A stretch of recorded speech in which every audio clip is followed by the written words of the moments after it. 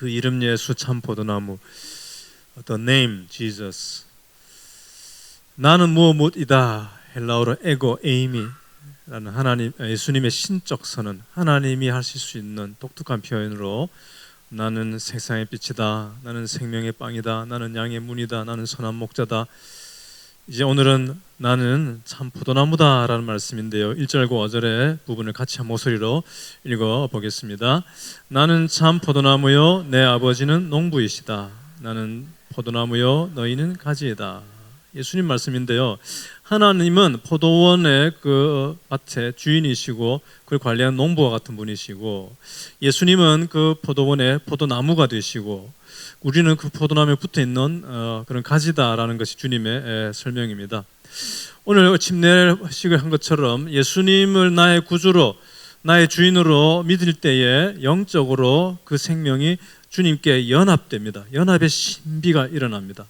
이것이 바로 포도나무에 붙여지는 우리의 영적인 그림입니다. 그런데 이 포도나무에 대한 말씀, 요한복음 15장은 교회를 조금 다닌 분들은 정말 많이 읽고 많이 들은 내용인데요, 이 말씀의 배경을 우리가 조금 더 이해할 필요가 있습니다. 구약 성경에는 이스라엘 백성들에 대하여 여러 가지 그림으로 비유로 하나님의 백성들은 이런 사람들이다, 이스라엘은 이런 공동체다라는 것을 표현하는 장면들이 많습니다. 특별히 포도나무다 혹은 포도원이다 라는 표현으로 하나님의 백성들, 이스라엘 백성들을 표현하고 있습니다. 예를 들면 예레미야 2장 20절 말씀입니다. 같이 읽습니다. 나는 너를 종자가 아주 좋은 제일 좋은 포도나무로 심었는데 어떻게 하여 내가 엉뚱하게 들 포도나무로 바뀌었느냐. 하나님께서 이스라엘 백성을 택하셔서 세상을 위한 계획을 세우시고 좋은 포도나무로 이렇게 하나님의 포도밭에다가 심으셨는데, 이스라엘 백성들이 결과적으로 나중에 보니까 정말 형편없는 들 포도나무와 같은 상태로 황폐하게 되어버렸다는 것입니다. 그래서 이사야서 이런 말씀들에는 계속해서 이런 포도나무의 이야기를 하시면서 이스라엘 백성들을 책망하시고 한탄하시고 슬퍼하시는 하나님의 말씀이 나옵니다. 그리고 언젠가는 메시아가 와서 이 모든 것을 회복할 것에 대한 약속이 계속 주어집니다. 이스라엘 백성이 왜 하나님의 포도나무로 심겨졌는데 그런 형편없는 모습이 되었는가? 그것은 하나님의 말씀을 불순종했기 때문입니다. 우상을 숭배하며 악을 향하여 쫓아갔습니다. 그리고 약자와 가난한 자들을 학대하고 사회 정의가 무너지고 전체적으로 개인과 모든 시스템과 사회가 하나님 앞에서 악하게 되어 갔던 것입니다. 그래서 하나님께서 한탄하셨던 거죠. 언젠가는 메시아가 오신다라는 약속이 주어졌는데 마침내 예수님이 오셔가지고 자기가 누구다라는 것을 계속 이야기하시는 거예요. 그 중에 하나가 내가 포도나무다. 이전에는 혈통적으로 유대인들이 하나님의 백성으로 소속되는 것으로 유대인들은 아주 프라우드하게 생각을 하고 있었습니다. 그런데 이제는 예수님에게 붙어있는 모든 가지가 영적 새 이스라엘이다라고 주님께서 말씀하시는 것입니다. 나에게 붙어있는, 나를 믿고 나에게로 오는 모든 민족, 모든 나라, 모든 사람들이 나에게 붙어있게 되는 하나님의 백성, 새 영적 이스라엘이 될 것이다 라고 주님께서 그 말씀을 지금 하시는 거예요. 내가 그 나무야. 이스라엘 백성 처음 포도나무는 실패했지만 내가 이제 온전한 나무로서 누구든지 나에게 오면 나에게 붙어서 하나님의 백성이 되는 거야 라고 주님은 말씀을 하시는 것입니다. 그래서 우리도 지금 예수님께 붙어있는 자로서 영적 이스라엘이 된 것입니다. 이제 그 말씀을 하시면서 그런데 너희가 나를 믿고 나의 제자가 되고 나에게 붙어있는 가지가 되었는데 그러나 너희가 기억해야 될 것이 있다 라고 이제 이야기를 하기 시작한 말씀이 이 15장의 말씀입니다. 8절을 같이 읽겠습니다. 너희가 열매를 많이 맺어서 내 제자가 되면 이것으로 내 아버지께서 영광을 받으실 것이다. 이것은 너희가 열심히 노력해서 오늘 형제가 고백한 것처럼 내가 막 노력해서 자격을 얻어서 합격하면 비로소 내 제자가 되고 그래서 하나님께서 영광을 받으신다, 그런 뜻이 아닙니다. 너희가 내 제자로서의 삶을 잘 그렇게 걸어가면 비로소 나에게 붙어있게 되는 것이 아니라 나에게 붙어서 내 제자가 되었으니 그 제자된 삶을 나타내고 보여주고 증명하여라. 그러면 너희의 그런 삶을 보고 하나님께서 영광을 받으실 것이다라는 것이 바로 이 말씀입니다. 그래서 지금부터 이제 말씀드리려고 하는 것은 크게 두 가지입니다. 하나는 뭐가 열매 맺는 것이냐, 그러면 어떻게 열매를 맺어야 우리가 제자라는 것을 제대로 증명할 수 있는 것이냐. 두 번째로는 그 열매 맺는 것은 구체적으로 어떻게 하는 거냐, 열매가 무엇이냐, 그 열매를 어떻게 맺는 것이냐에 대해서 이제 말씀을 드리려고 합니다. 첫 번째는 열매가 뭐냐라는 것입니다. 예수님 나무에 붙어 있는데, 우리가 예수 믿고 예수님께 붙었는데 우리가 열매를 맺는다고 할 때 그 열매는 뭐냐라는 것입니다. 하나님을 기쁘시게 하는 모든 삶의 내용이 다 열매라고 할 수가 있습니다. 하나님을 기쁘시게 하는 모든 삶의 내용, 예수님의 성품을 특별히 닮아가는 것이 그 열매의 중심에 있습니다. 예수님의 인격을 닮아가는 것. 갈라디아 5장 22절 3절에 있는 성령의 열매죠. 같이 읽습니다. 그러나 성령의 열매는 사랑과 기쁨과 화평과 인내와 친절과 선함과 신실과 온유와 절제입니다. 예수님 성품이죠. 예수님을 닮아가는 것이 우리가 열매 맺는 것입니다. 그 외에도 우리는 사랑을 실천하는 것, 구제하는 것, 정의를 행하는 것, 기쁨으로 찬양하고 하나님을 예배하는 것, 복음 전도와 선교를 위하여 헌신하는 것, 내가 살아가는 내 가정을 건강한 크리스천 가정으로 세워가는 것, 직장에서, 일터에서, 사회에서 빛과 소금으로서 착한 행실로 하나님께 영광을 돌리며 살아가는 이 모든 것이 다 예수님 나무에 붙은 가지로서 살아가는 제자의 모습이고, 그것이 우리가 맺어야 될 열매다라는 것입니다. 자, 그러면 이런 열매를 우리가 어떻게 맺으며 살아갈 수 있는가 하는 것을 이제 또 설명드립니다. 4절을 같이 읽겠습니다. 4절입니다. 내 안에 머물러 있으라. 그리하면 나도 너희 안에 머물러 있겠다. 가지가 포도나무에 붙어 있지 아니하면 스스로 열매를 맺을 수 없는 것과 같이 너희도 내 안에 머물러 있지 아니하면 열매를 맺을 수 없다. 자, 열매를 맺으려고 하면 뭘 노력하라고 하는 것이 아니라 예수님께서는 내 안에 머물러 있으라. 개역개정에는 내 안에 거하라, dwell, 내 속에 머물러 있으라는 것이 열매 맺는 비결입니다. 요한복음 15장 안에 이 거하다, 머물러 있다는 표현이 10번 이상 나타납니다. 5절도 같이 읽겠습니다. 5절, 나는 포도나무요 너희는 가지이다. 사람이 내 안에 머물러 있고 내가 그 안에 머물러 있으면 그는 많은 열매를 맺는다. 너희는 나를 떠나서는 아무것도 할 수가 없다. 예수님께 딱 붙어서 머물러 있는 것, 예수님께 딱 붙어 있는 것, 이것이 열매를 많이 맺는 삶의 비결이라는 것입니다. 그래야 주님 나무로부터 우리가 모든 영양과 수액을 공급받을 수가 있습니다. 그것이 시편 1편에 있는 복 있는 사람의 모습이죠. 시편 1편에 같이 읽습니다. 시냇가에 심은 나무가 철따라 열매를 맺으며 그 잎이 시들지 아니함 같으니 하는 일마다 잘 될 것이다. 나무가 시냇가에 잘 있어서 물을 잘 공급받으면 열매를 맺는다라는 것이죠. 그것처럼 우리도 예수님께 딱 붙어서 예수님 속에 싹 들어가서 그 속에서 머물러 있는 것이 열매를 맺는 비결이라는 것입니다. 오스틴에 있는 어떤 여자 청년이 결혼을 했습니다. 아주 멋지게 결혼식을 했습니다. 자매는 형제를 남편으로 맞이하여 건강할 때나 약할 때나 그렇게 끝까지 신실한 약속을 지킬 것을 사역합니까? 네 하고 결혼식도 잘 마쳤습니다. 그리고 파티하고 아주 멋지게 그날을 마쳤습니다. 그런데 결혼식을 한 다음에 그 다음 날부터 이 신부가 사라져 버렸어요. 일주일 뒤에 갑자기 짠 나타나가지고 신랑한테 자기야 잘 있었니?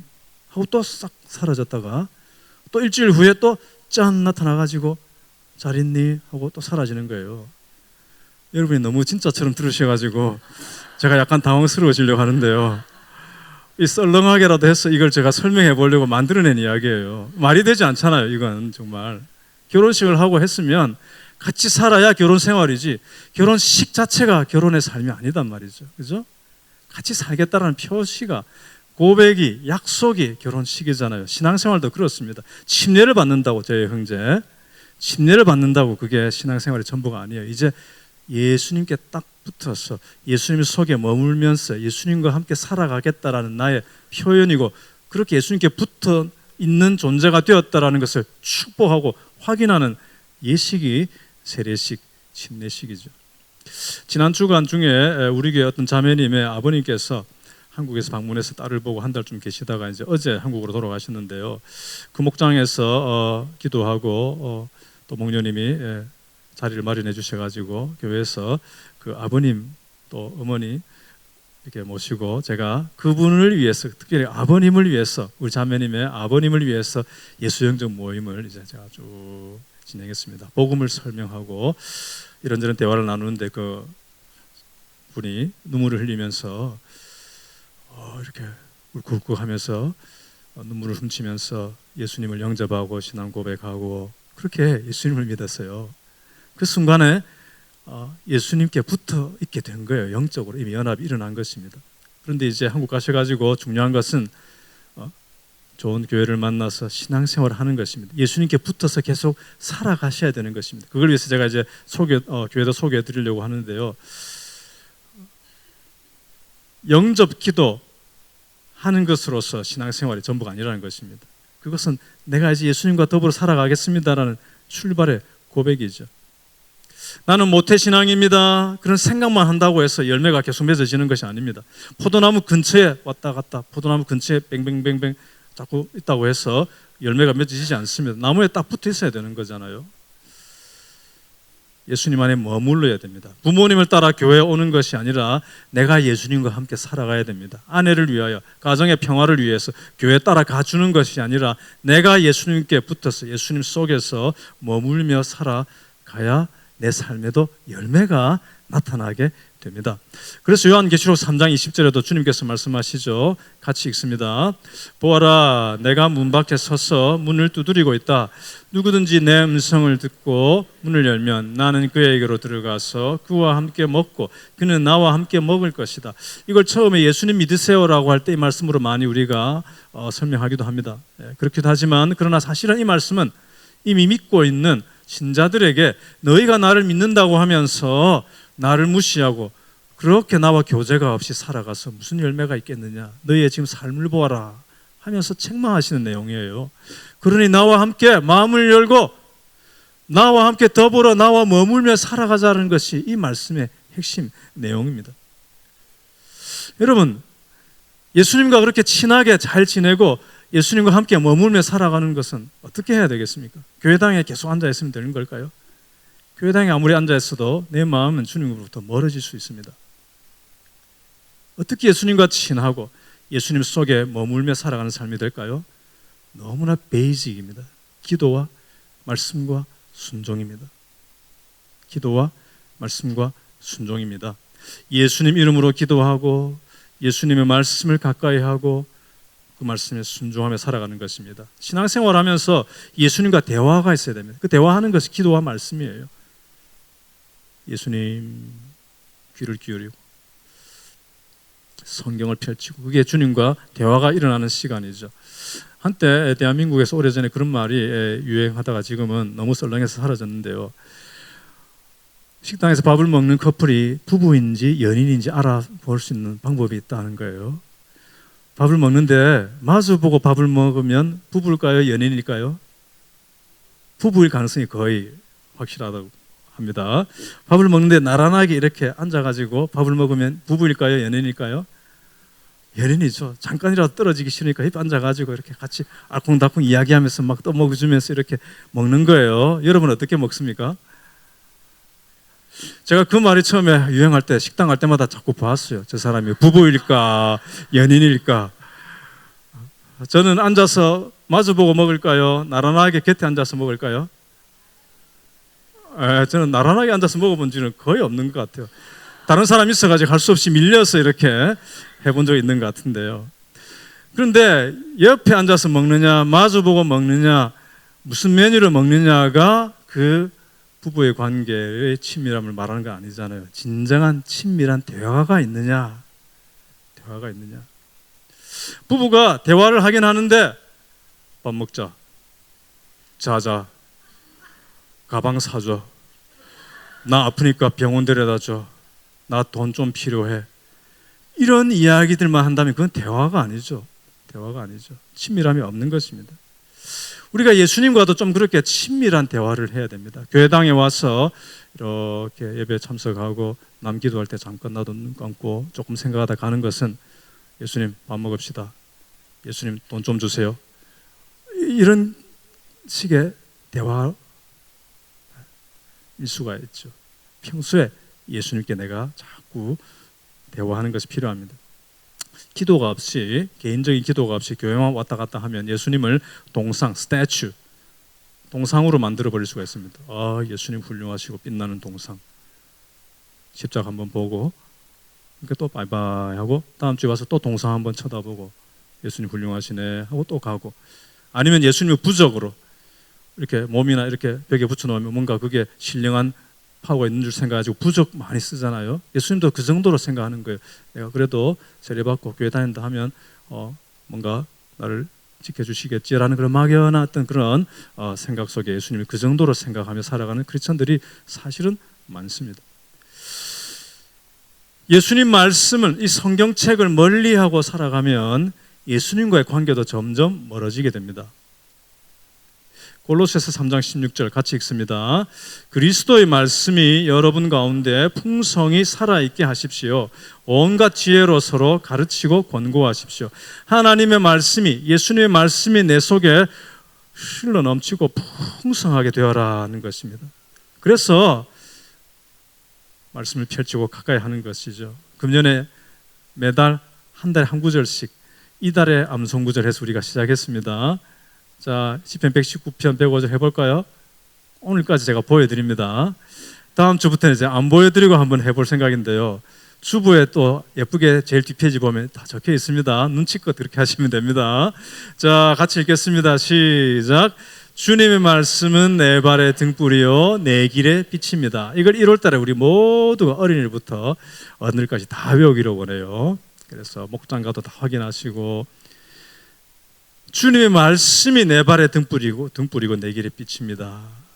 말씀을 읽고 듣고 먹어야 그 말씀이 어느 날 빛으로, 등불로 능력을 나타낼 수가 있습니다.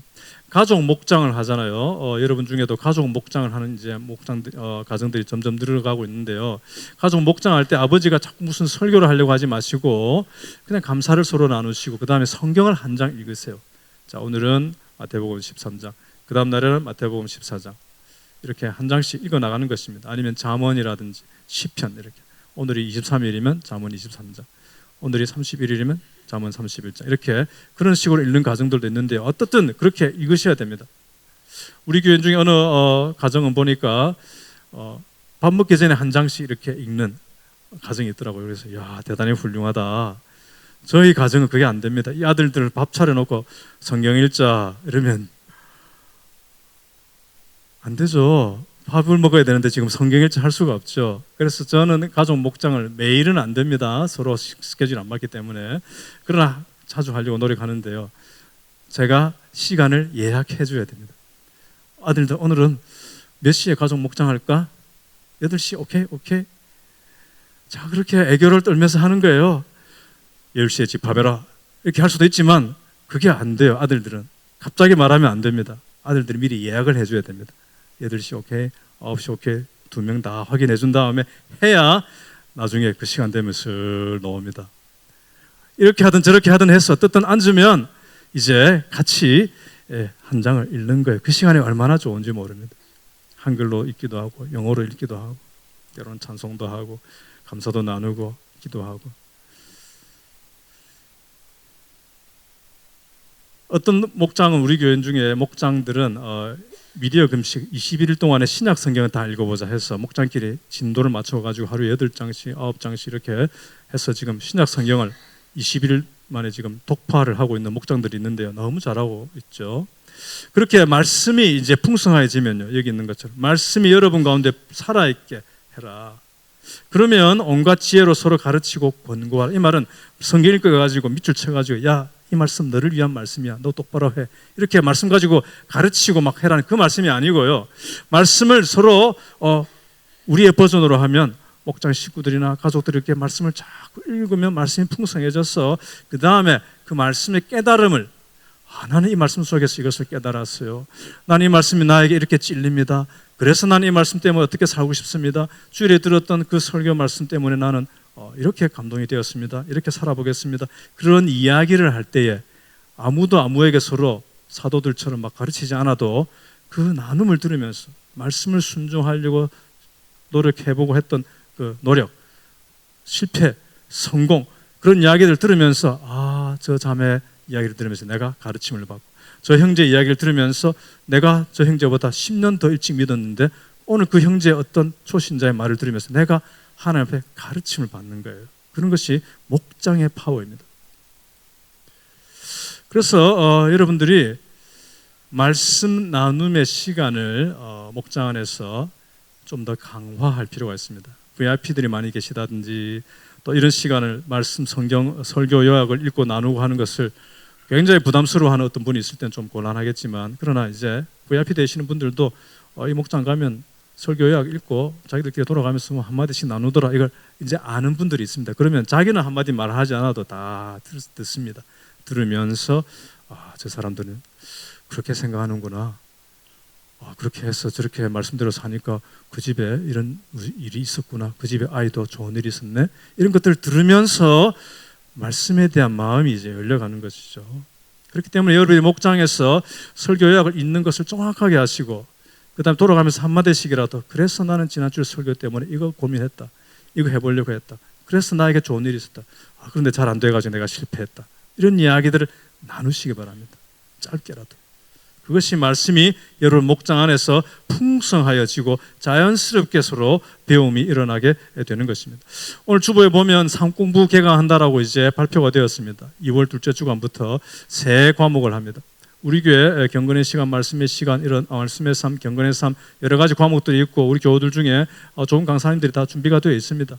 그런데 이번에는 그 강사님들이 다 저보고 새로 담임 목사님 오신 지 1년 되었으니까 당분간 목사님이 하는 강의에 다 집중하면 좋겠습니다 해가지고 저 혼자 지금 이 세 과목을 다 하는 거예요. 지금 생명의 삶 2반, 새로운 삶 2반, 그 다음에 확신의 삶은 목자 목녀를 위한 5주 코스입니다. 그러면 목자 목녀들이 저에게 듣고 이미 아시겠지만 다시 다 정리하신 다음에 1대1로 목장 식구와 7주 과정을 진행할 수 있도록 제가 5주 동안 실습하면서 이렇게 같이 하는 것이 이제 확신의 삶이고요. 그러니까 여러분들은 참여할 수 있는 것은 이제 생명의 삶이나 새로운 삶이죠. 목자 목녀들께서도 생명의 삶이나 새로운 삶을 한 3년 전에 들었다, 그것을 내가 수강한 지 3년 되었다 하시면 다시 또 오시면 좋습니다. 제가 지난 봄에, 작년 봄이죠, 벌써 처음 생명의 삶을 강의할 때 어떤 분 중 보니까 목자님, 어떤 목녀님은 생명의 삶 3번 들은 분도 있고 3년 전에 들은 분도 있고 막 그래요. 그런데도 또 이렇게 와서 앉아 계실 때 제가 얼마나 감사했는지 모릅니다. 야, 저 목사님이, 저 목녀님이 새 목사 왔다고 격려한다고 앉아 계시는구나. 그리고 13주를 진행하면서 그 관계성이 굉장히 친밀해지고 제가 그분을 더 많이 이해하게 됩니다. 그러니까 한 3년 지나면 또 우리는 많이 기억력이 이렇게 사라지잖아요. 그러니까 다시 또 새롭게 배우기도 합니다. 특별히 자기 목장 식구를 데리고 같이 삶 공부를 들으면 굉장히 좋습니다. 아니면 나는 이미 들었으니까 목장 식구를 보내시고, 작년에 들었으면 또 금년에 들을 필요는 좀 없으니까 보내시고, 한 3년 되었으면 같이 들어오시고, 그러면서 목장 안에서 그 생명의 삶 할 때 목사님 그런 이야기 하시는데 그게 무슨 뜻입니까? 하고 다시 물어보기도 하고, 그때 그 이야기 듣고 내가 그동안 고민했던 것 조금 정리가 됐습니다, 이런 이야기도 나오고, 그러면서 목장 안에서 말씀이 풍성하여지는 것이죠. 2절을 같이 읽겠습니다. 2절 시작. 내게 붙어 있으면서도 열매를 맺지 못하는 가지는 아버지께서 다 잘라버리시고 열매를 맺는 가지는 더 많은 열매를 맺게 하시려고 손질하신다. 그래서 예수님께서 나무고 가지가 붙어 있는데 제자들, 우리들입니다. 신자들인데 열매를 맺지 못하는 가지들이 있고 열매를 잘 맺는 가지들이 있습니다. 이 두 가지에 대해서 예수님께서 어떻게 하시느냐, 열매를 맺지 못하는 가지는 하나님 아버지께서 잘라버리신다. 이 잘라버린다라는 것에 대해서 보통은 또 전통적으로 이렇게 완전히 진짜 자른다라는 것으로 이해를 많이 했습니다. 그런데 이제 또 다른 차원에서 이걸 해석하는 시각이 제시가 되었습니다. 이 잘라버리신다 라는 이 헬라 단어가 똑같은 단어이지만 그 문맥 속에서 어떨 때는 자른다도 있지만 어떨 때는 들어 올린다라는 뜻도 있어요.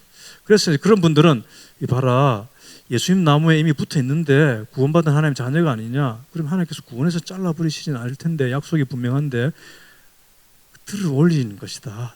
이 단어, 똑같은 단어가 문맥 속에서 어떨 때는 들어 올린다는 동사가 쓰이니까 여기서는 들어 올린다라는 의미로 주님께서 말씀하지 않았겠느냐. 그래서 뭔가 예수님께 붙어 있는 자녀이기는 한데, 신자이기는 한데, 뭔가 삶이 이렇게 쭉 처지고 열매를 제대로 못 맺고 시들시들하고 이럴 때에 포도원 주인이 와서 그 가지를 이렇게 들어 일으켜가지고 줄여 매어가지고 바람도 잘 통하도록 빛도 더 잘 비치도록 이렇게 들어 올려주는 동사가 바로 이 동사다 라고 해석을 하면서 주장하고 설교하고 책을 쓰고 하는 분들이 있습니다. 저도 이제 그런 내용들을 이렇게 보면서 그럴 수도 있겠다. 전통적으로는 예수님을 믿는다고 말하지만 교회도 왔다 갔다 하지만 세월이 지나서 보니까, 나중에 보니까 그분은 전혀 삶에 믿는 열매가 없었고 결국 마지막에 보니까 믿음도 저버리고 예수님을 떠나버리고 처음부터 영적으로 진정하게 거듭나서 주님께 붙어있는 신자가 아니었구나, 결과적으로 세월이 지난 다음에 보이게 되는 그런 케이스를 두고 주님께서 이 말씀을 하신 것이 아니겠느냐라고 우리는 많이 강조하고 그렇게 생각해 왔습니다. 저는 둘 중에 어느 해석을 택할 것이냐, 저는 판단을 유보합니다. 두 가지 다가 의미가 있는 것 같아요. 어느 쪽이 되었건 간에. 중요한 것은 열매 맺지 못하는 가지에 대해서 우리가 막 고민하고 씨름할 것이 아니라, 더 중요한 것은 그 뒤에 주님께서 하신 말씀, 열매를 맺는 가지는 더 많은 열매를 맺게 하시려고 하나님 아버지께서 손질하여 주신다, 다듬어 주신다, 가지치게 해 주신다. 이게 더 중요하죠. 여러분 자신이 열매 맺지 못하는 가지인지 아닌지 그걸 불안하고 살 필요는 아무것도 없는 거예요. 내가 예수님 믿는 자녀이면 분명히 예수님께 붙어있는 가지입니다. 그렇다면 내가 열매를 못 맺는 것에 대한 고민을 하지 마시고 열매 맺는 것에 대한 생각을 더 많이 하시는 것이 바람직합니다. 아멘이시죠? 예. 그래서 하나님께서 가지치기를 합니다. 이게 가지치기 하신다, 손질하신다라는 헬라 단어가 깨끗하게 한다, 정결하게 한다, 정화시킨다, 그런 의미입니다. 그래서 카타르시스 아시죠? 뭐 한번 확 하고 나면 속이 후련해, 시원하고 정화되었다, 카타르시스라는 그 단어가 헬라어로서 이 단어와 같은 뿌리에서 나옵니다. 하나님께서 열매 맺지 못한 가지들은 다듬으셔가지고 정화시켜가지고 깨끗하게 하셔서 열매를 더 맺도록 열매를 맺는 가지는, 열매를 맺고 있는 가지는 더 잘 맺을 수 있도록 열매 맺는 데 방해되는 것들을 제거해서 이렇게 정화시켜 주신다는 것입니다. 이해가 되시죠? 예. 그러니까 내가 주님께 붙어 있는 자녀로서 열매를 맺어가고 있는데 내가 열매 맺는 삶이 약하고 뭔가 열매 맺는 데 걸림이 되고 할 때 하나님께서는 내가 더 잘 맺도록 나를 다듬으시고 손질해 주시고 정화시켜 주시는 하나님 아버지의 손길이 내 삶에 임한다는 것입니다. 히브리서 9장, 히브리서 12장 10절 11절 같이 읽겠습니다. 하나님께서는 육신의 아버지는 앞에부터 읽겠습니다. 시작.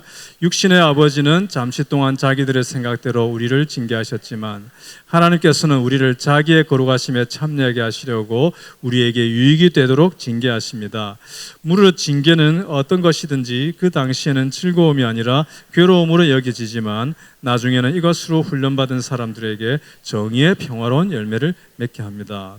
이미 자녀이기 때문에 더 거룩하게 주님을 닮아가게 하시려고 그 거룩함에 방해되는 것들을 가지를 치신다는 것입니다. 그게 때로는 징계처럼, 이 징계란다는 것은 꼭 벌을 주신다는 의미보다 그 디스플린, 훈련입니다. 우리를 다듬으시고 훈련한다는 것입니다. 그 하나님의 훈련이 때로는 아프게 느껴질 수 있습니다. 그러나 그때는 힘들지만, 그때는 괴롭지만 그게 잘 훈련받을 때에 결과적으로 평화로운 열매를 맺게 된다는 것이 바로 이 히브리서의 말씀입니다.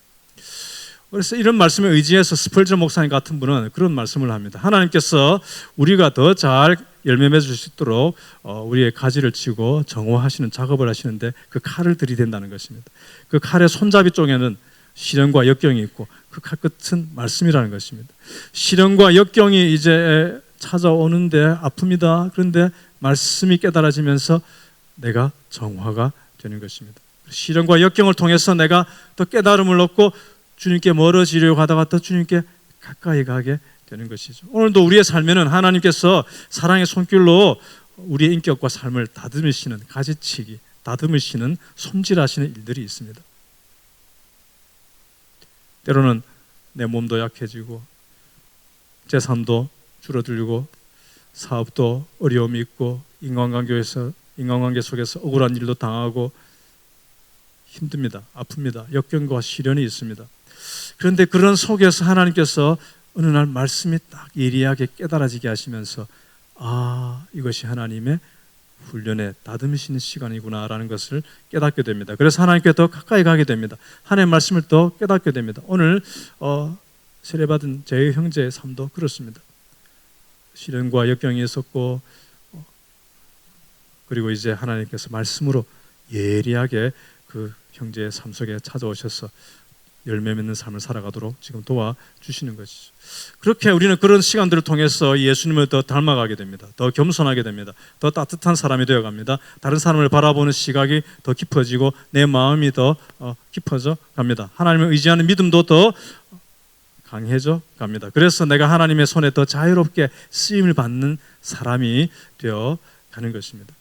하나님께서 내 삶에 그렇게 손질하시고 가지치게 하실 때는 그 당시는 불편합니다. 고통이 될 때도 있습니다. 그러나 내가 빨리 깨닫고 하나님 나를 지금 다듬으시기 원하시는군요. 손질하시기 원하시는군요.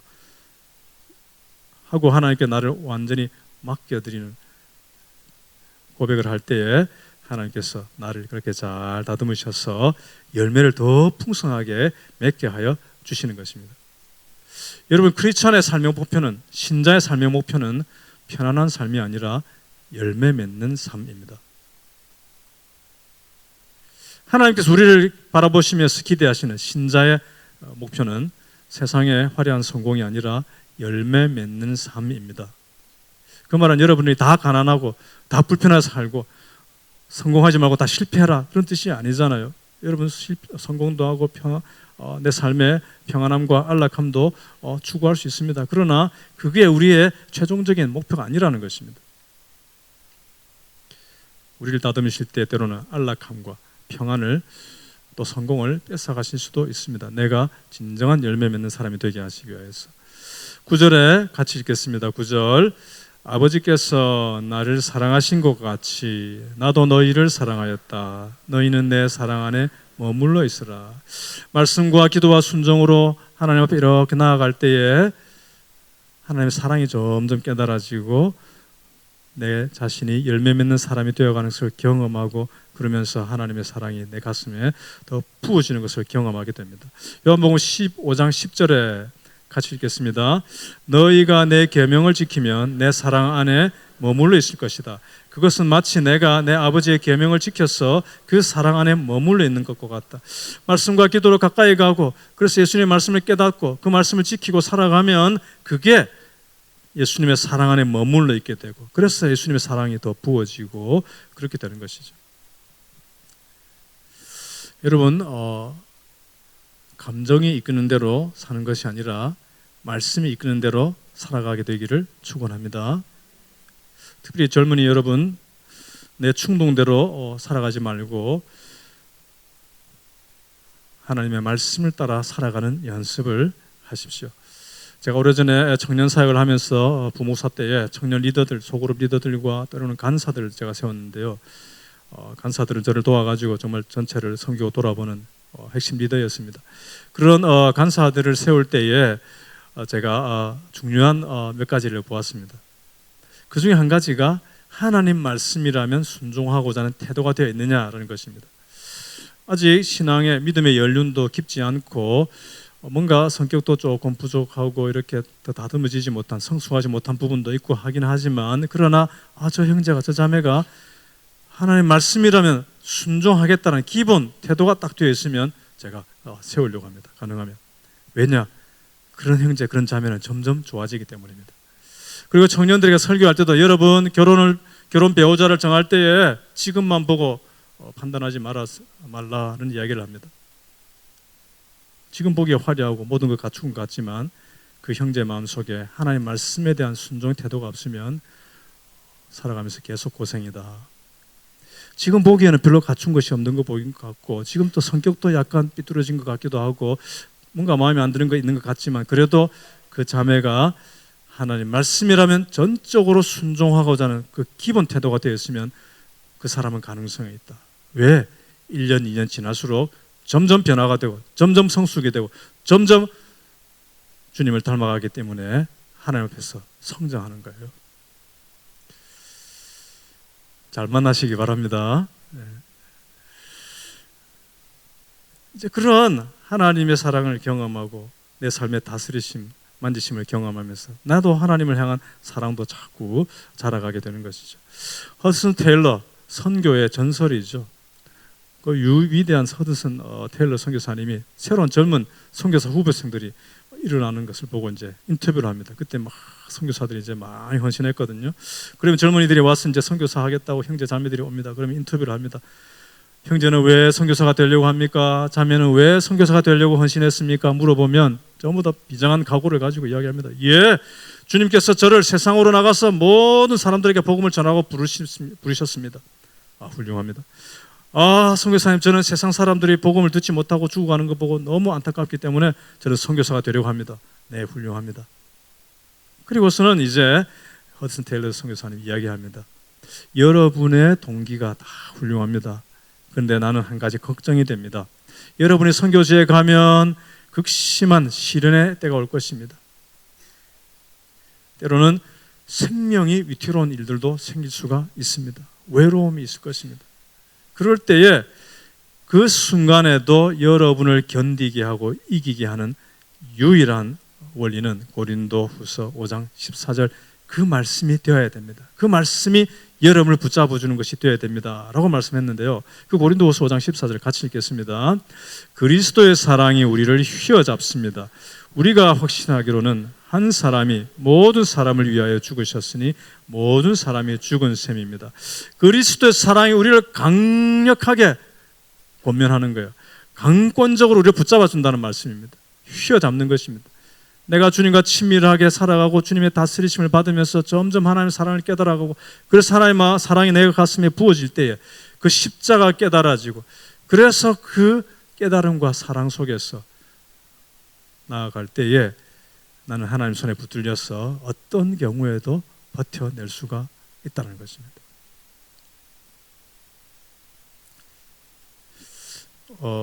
옛날에 한국교회에서 제가 많이 불렀던, 고등학생 때부터 많이 불렀던 찬송가 있는데요, 저 장미꽃 위에 있으리라는 찬송가가 있었습니다. 499장. 오늘 부르지 않을 거예요. 그 찬송 뭔지 모르는 분들이 긴장하실까 싶어서 미리 이야기해 드립니다.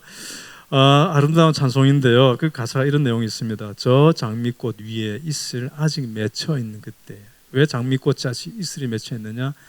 하나님 앞에 내가 나와서 기도하고 예수님과 친밀한 대화를 나누고 사랑의 교제를 나누다 보니까 날이 밝아서 이제 해가 떠오르려고 하는 거예요. 그래서 꽃의 이슬이 아직 막 맺혀 있는 그 시간입니다. 그때 내 귀에 주님의 음성같이 감동 같은 것이 쫙 들려오는데, 주님의 음성입니다. 그래서 주님께서 나와 동행하며 나와 친구가 되어주시고 함께 해주시는 주님과 친밀한 사랑의 관계 속에 살아가는 이 기쁨은 경험해보지 않은 사람은 알 수가 없다라는 노래입니다. 그래서 어느 날은 밤 깊은 시간에 주님과 함께 머무르면서 또 사랑의 고백을 하고 찬송하고 주의 음성에 귀를 기울이고 있는데, 나는 그 시간이 좋은데 주님은 일어나서 너의 사명을 향하여 나아가라고 말씀을 하시는 것입니다. 이 세상에는 괴로운 일도 많고 괴로워하는 사람도 많으니 너가 해야 할 일이 있다. 주님과의 친밀한 관계 속에서 그 사랑이 공급받고 사랑에 휘어 잡혀서 강권되어서 일어서서 나가는 것이 없으면 어떤 사역이 계속되기가 어렵습니다. 그것이 있어야 내 속 사람이 강하고 그 사랑이 내 마음에 부어진 것이 느껴지고 확인이 되고 할 때에 나는 괴로움 많은 세상에서 괴로워하는 사람들 속에서 주님의 일들을 감당할 수가 있습니다. 그때 빛이 될 수 있고 소금이 될 수가 있습니다. 주님 안에 머무는 삶이 점점 자라야 내 심령이 강해지고 다른 영혼을 섬기는 사명도 감당할 수가 있습니다. 예수님과 친해지면 다른 사람들이 나하고도 친해지고 싶어 합니다. 믿습니까? 네. 예수님과 내가 친밀한 상태가 되면 내가 점점 좋은 사람이 되어갑니다. 그래서 다른 사람들도 나와 가까이 하고 싶어진다는 뜻입니다. 때로는 내가 예수님께 그래서 겨우 대롱대롱 매달려 있는 것 같은 나 자신처럼 보일 때가 있습니다. 아유, 내가 주님과 친밀한 교제가 약해졌네. 그러나 그때에도 주님은 우리를 붙잡아 주고 계시고, 우리가 주의 이름을 부르면 우리를 다듬으시고 인도하십니다. 우리가 주님을 위하여 대단한 일을 하려고 하기 전에 우리는 먼저 열매 맺으라고 주님은 부르셨습니다.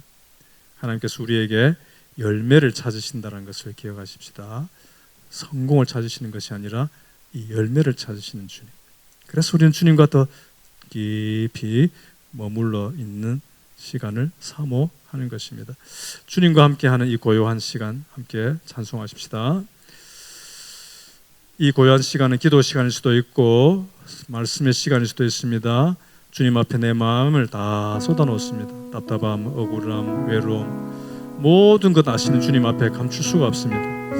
그래서 나를 다듬으시는 손길에 나를 맡겨드리고 염려도 올려드리고 이해되지 않는 일들도 찬송하며 순종하는 삶을 연습하고 그럴 때에 내가 열매 맺는 삶으로 나아가게 되고 찬양이 새롭게 되어 갈 것입니다. 같이 찬양하겠습니다.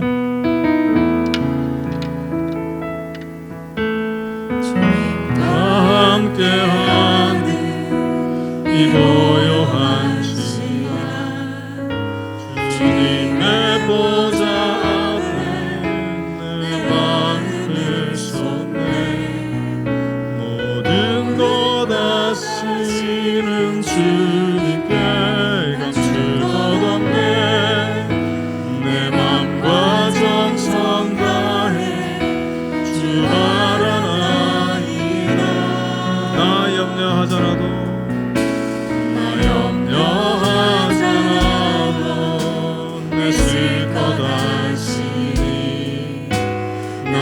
오직 주의 얼굴 구하게 하소서 다 이해할 수 없을 때라도 감사하며 날마다 순종하며 주 따르오리라 맘 다해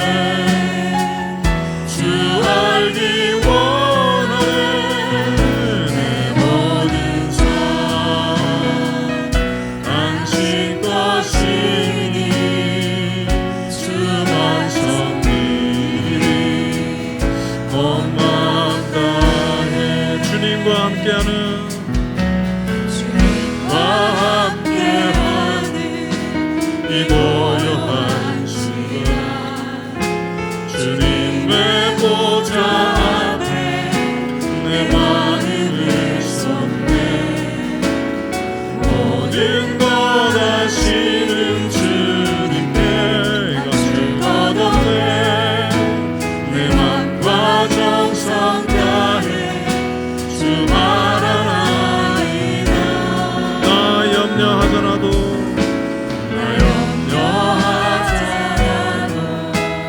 쓸 것 아시니 나 오직 주의 얼굴 구하게 하소서 다 이해할 수 없을 때라도 감사하며 날마다 순종하며 주 따르오리 다 일어나서 찬양합니다.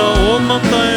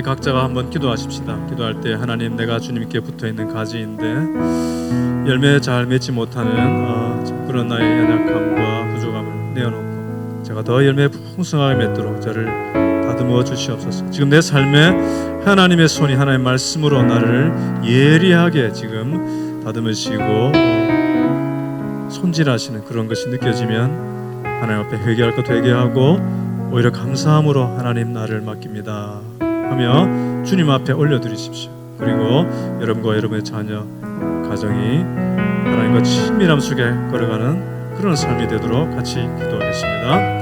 하나님 아버지, 하나님 아버지,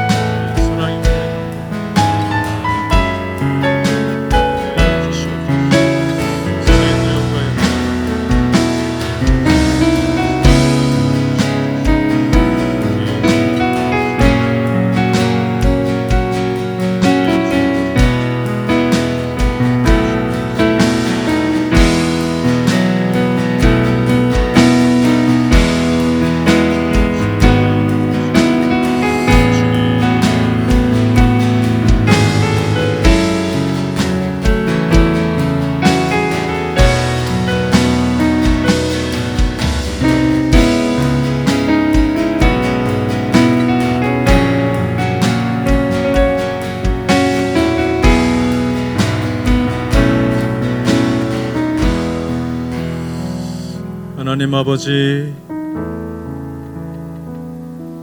염려와 걱정과 미움이 나의 마음을 휘어잡지 않게 하시고 하나님의 말씀이 우리 심령을 사로잡아 주시옵소서. 하나님의 사랑이 강처럼 부어져서 하나님의 사랑이 우리를 휘어잡아 인도하여 주시옵소서. 우리의 자녀들 우리의 말과 우리의 실력으로 할 수가 없습니다. 우리 부모가 더 열매 맺게 하여 주시옵소서. 그래서 우리의 자녀들이 부모의 열매 안에서 안식을 누리고 그 혜택을 누리고 하나님의 아름다우심을 보게 도와 주시옵소서. 예수님 이름으로 기도합니다. 이제 주님 안에서 평안한 마음으로 한 주간을 시작하십시오.